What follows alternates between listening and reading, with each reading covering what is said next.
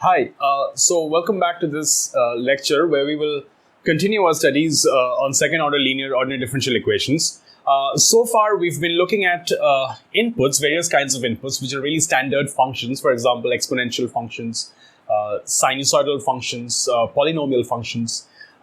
These are very standard functions which we work with in our daily lives. So it was very important that we learned how to deal with them when you have inputs, as one of those standard functions. But today we will learn, make things a little bit more complex or a little bit more mixed, or, as the heading says, it's a product. We will have products as inputs. Okay, so the input is going to be not just one function, but a product of two or more functions. But for now we will look at only a product of two functions. So we are going to do two types here. The first type is going to be when the input is a multiple of an exponential function, e to the power small a t. So what we have here is this exponential input, which by itself we have already learned. I mean, if this new thing was not there, we know how to solve this differential equation already, okay? Now, what we have on the right-hand side is another function, which I'm calling v. It really is a function of t. And that multiplies e to the power at. So now on the right hand side we have a product. Before this was just 1, okay, when we dealt with just the exponential function on the right, v was 1, but now we have certain function of t. It may be t square, it may be sine t, whatever, okay. Now we have already looked at this example or this particular topic in our assignment, where I had actually given exactly this problem is to if you want to solve this differential equation, what was given in the problem is that exactly what I've written here. If you try the particular solution as e to the power at times u, where u is some other function. Of course, this is what we want on the right, but I mean, because it's an exponential function and there is a v which is multiplying it, I am guessing that if I change the v to u, some other function which I have to determine, again we are using this method of undetermined coefficients, but now u is not a coefficient anymore. Coefficient in the sense not a constant coefficient anymore. It's a function of t. And we think that if we put this in here as a trial solution, instead of x, we try this particular solution. Because exponential remains as exponential, we think we will get a product like this. Okay, and in the assignment, that's what the problem was. And also, when I solved the problem, in the lecture that I had solved all the assignment problems, we actually found that it did turn out to be like that. So you can go back to the solution which I had already done. I'm not going to go over the solution again, because we've already worked out this problem in detail. And if we try the solution, what we get is this particular equation, okay, which is that u, which we have to determine, is given by this particular equation. It's a second order differential equation again in u now, which is what we have to determine, but that equates to v. Okay, so the way you find the u, by, even though this is a trial solution and this is what you have to find, the way you find this u is by another second order linear ODE, but this time with v as the input. Okay, so once you find this, okay, once you find this solution for this, a particular solution for this, once you find the particular solution for this differential equation, that you can put here, because that's a solution for this, and you can just put that here, and this will be the solution for the differential equation. Okay, so we've done all of this. I'm basically repeating it now. You can go back and check the lecture where I had explained all of this. Okay. So the way we tackle a multiple of an exponential is by this trial solution.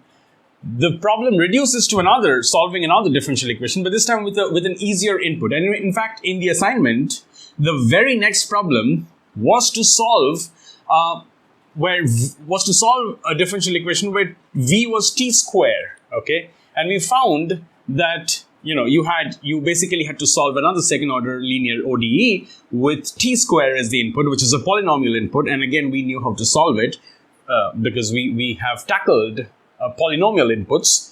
And once you find that u, that would be your up here, which would be then the solution, the particular solution for this. Of course, to find the general solution, you need to find the complementary function of this as well, where you put the right-hand side as 0, you find out the homogeneous solution of the homogeneous form of this equation, and that will be the complementary function. So general solution will just be,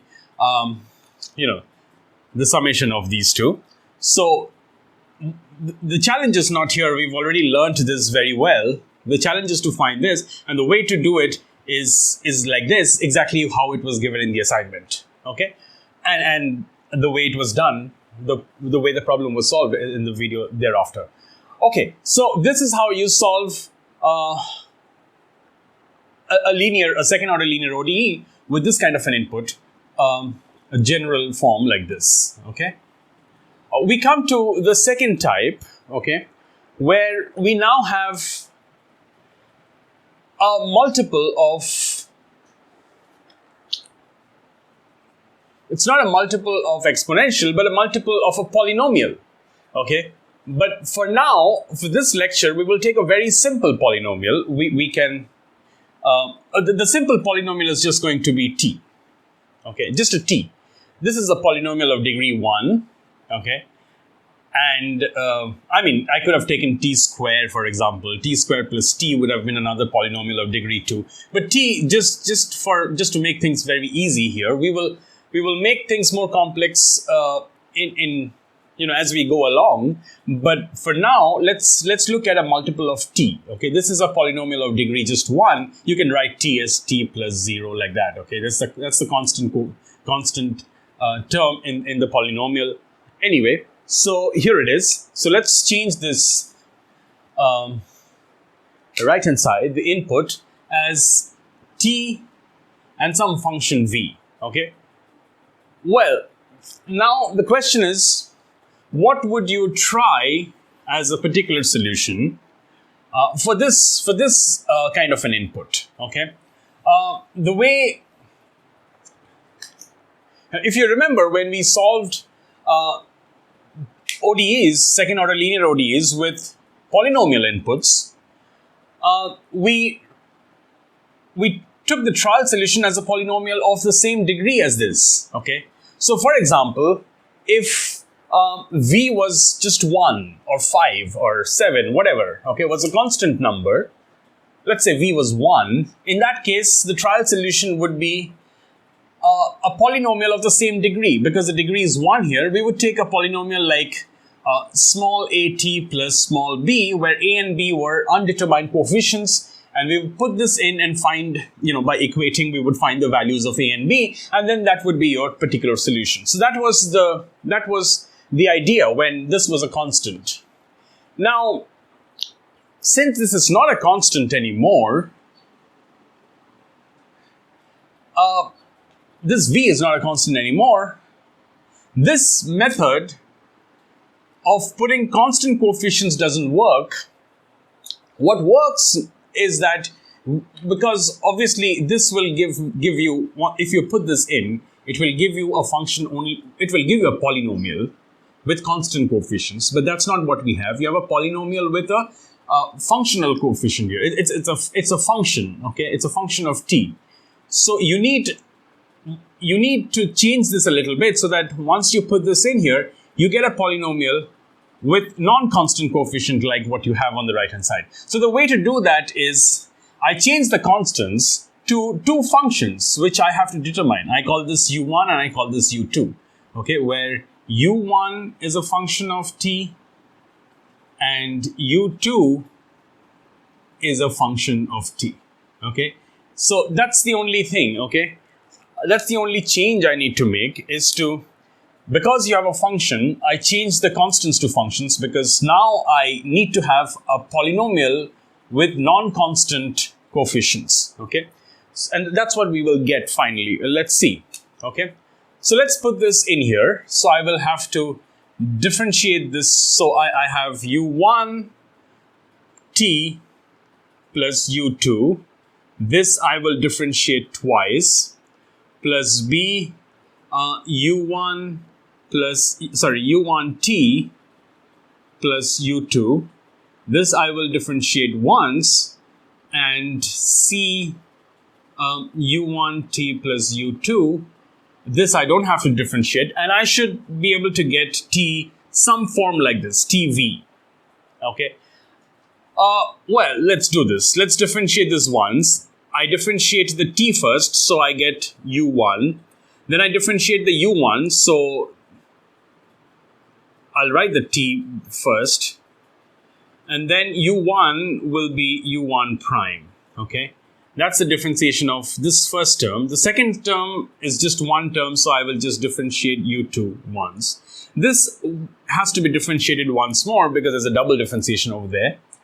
Here, I will get the same term as we got here because it's the first time differentiation of this. So I'll just copy this. It's going to be u1 plus t u1 prime plus u2 prime.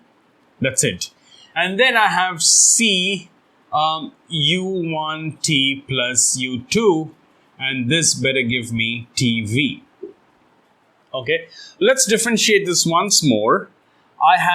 I get a differentiation of this one, so this is u1 prime. I differentiate the t first, so I get u1 prime again, so I get two u1 primes. One was from here, one was from here.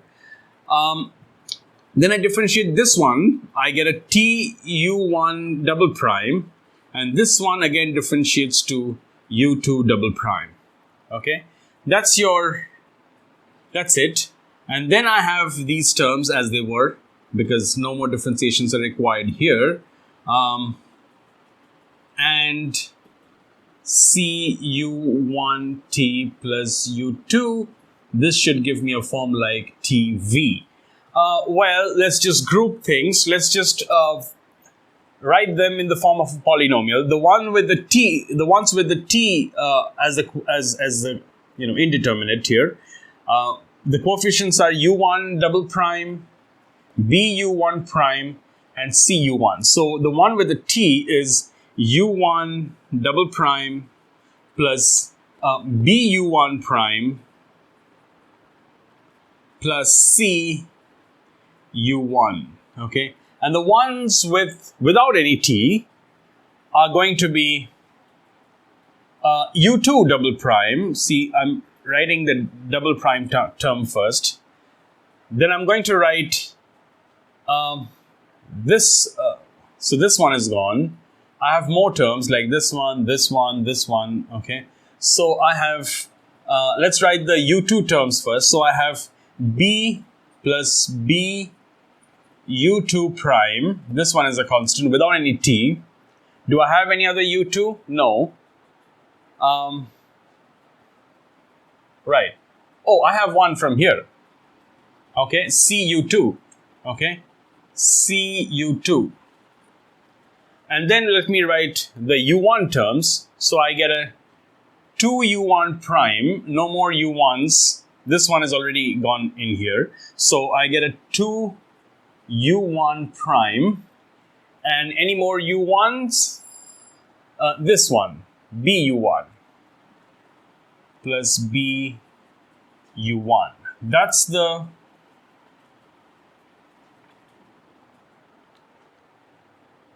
the whole thing, okay?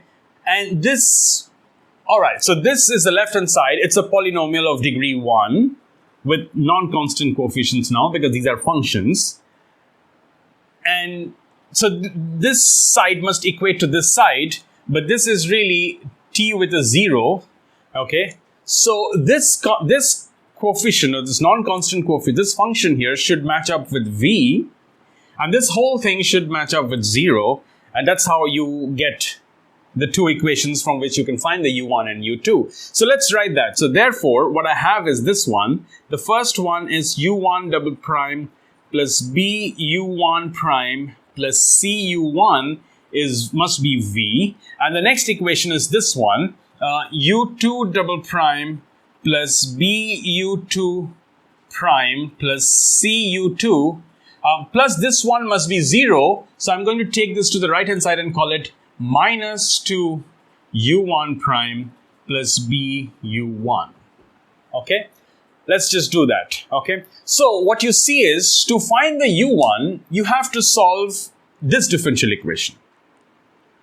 And if you compare this differential equation with the given differential equation, the left hand side is really the same. Here you were solving for x, now you're solving for u. The coefficients are the same, 1, b and c. But the input has changed from a product, tv, to just a single function. So that's easier to solve. So you have reduced this problem to solving a differential equation where there is no product on the right hand side. And so you solve this. You find your u1. You find your particular solution, u1p, let's say. Now, how do you find your u2? Oh, well, u2 is given by this differential equation. It's the second order linear differential equation. Same thing, okay? The left hand side is the same, except that instead of solving the x, you're now solving for u2, but the right hand side is the u1 that you find from this equation. You just differentiate it once, multiplied by minus 2. You get some function of u1, but you already know u1 from here. And so you can find your u2 by solving this differential equation, second order linear differential equation. And so you get your u1 and u2. That's the way you do the problem, okay? So I just want to, so the way we will solve a problem just to show how it is done. The way this is done is, as I said, take the trial solution with non-constant coefficients, and finally you just have to solve, I'll just box this whole thing here, you have to solve this two differential equations for u1 and u2, and you will get the two u1s, the two unknown functions here, and that will be, once you know them, it will no longer be a trial solution, it will be the particular solution, okay? And that's the formula for this one. Okay. All right. Let's do one problem where I change, or I make this v something that we already know. Let's make this sine of t. Okay. Let's do this problem. Okay. So by the same logic, this is going to be my trial solution. I don't know what u1 and u2 are, but I know this v is just sine t now. Okay, this v is sine t. Okay. So to find u1 and u2, I just have to solve these two things. Okay, I just have to solve, I have the formulas now. I just have to solve these two equations, second order linear ODEs. So let's do u1 first. I want to solve u1, so I get u1 double prime, same left hand side as the given problem. So u1 prime plus cu1 equals, I just need the v, which is the sine t. Okay. Can I solve this? Well, we already know how to solve this. Okay. This was there. This was also there in the assignment. Okay. What we found was that this would be, we had a very general formula for this. If there was capital A small a t, this differential equation, this was problem 1 on the assignment. The particular solution for this, I'm solving for u1 and I'm finding the particular solution, so I'm calling it u1p. This was, we had done this. This was given by capital A over c minus small a square whole square, this small a, plus a square capital B square. There was c minus a square sine at and a minus a capital B cosine AT. This was the formula. We solved this in the assignment, first problem of the assignment, and we've worked it out in my lecture also, where I had solved all the problems. Well, this problem is with capital A1 and small a1. So, can I just write that? Okay. So in fact, what I'm going to do is I'm going to make this a very general problem. Okay, or a very specific problem. Sorry, not a general problem. I'm going to make this a specific problem where I don't want the B and C. Let's solve this differential equation. Okay, and see what we get. So I have so let's just put all the values. Okay, capital A is 1. Capital A, C and small a, they're both 1. So this goes to 0. And small a and capital B are both 1. So you get 1 from here, 0 from here. So this whole thing is just 1. Okay. What about C minus A? Again, that is 0 because C is 1, small a is 1. This is 0. Okay. This is 0. What about small a and capital B? Those are 1. So you have a 1 from here. And so really, so put all 1s over here, you really get minus cosine AT. That's your particular solution for U1. And you have found U1. You have found U1. Okay, particular solution for U1. We need only particular solutions because we don't need general solutions for U1 and U2. We need particular things which would satisfy this. Okay. Okay, let's find U2. U2 would be solving the same differential equation with a different input. U2 double prime plus U1 prime plus, U2 prime plus U2 equals, now the right hand side should be what we have found U1 to be, but with, this function of it. So minus 2, if I differentiate, there is no, small a is 1, so there is no small a. If I differentiate this U1 once, what do I get? I should get a minus. Cosine differentiates to minus sign, but that minus and this minus will give you 1, but we already have one more minus from there. So this is just going to be sine t.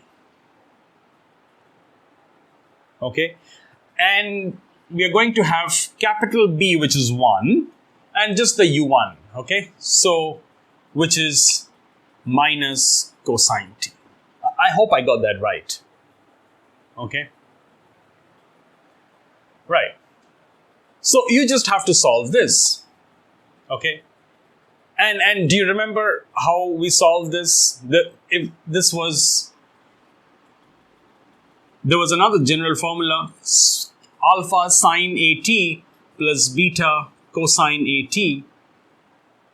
Okay, this was the formula.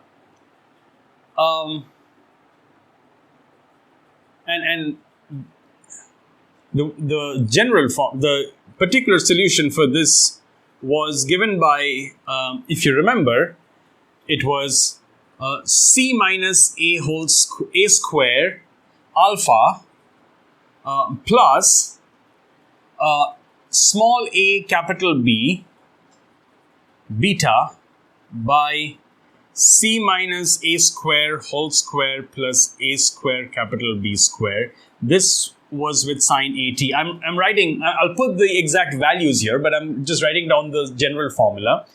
And this one was C minus A square beta, and there was a minus sign here, AB alpha with a C minus A square whole square plus A square capital B square cosine AT.